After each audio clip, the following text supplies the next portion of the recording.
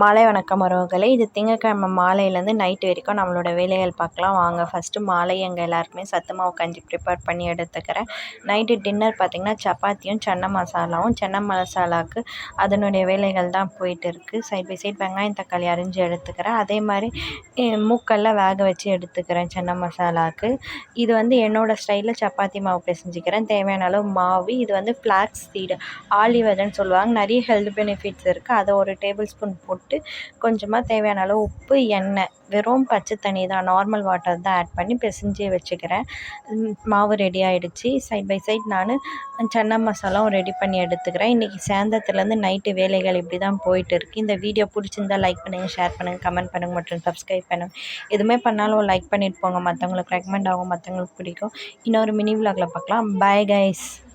Yesterday நம்ம சேனலில் ஒரு vlog வீடியோ போட்டிருக்கேன். கேப்ஷனில் கொடுக்குறேன். மறக்காமல் டைம் இருந்தால்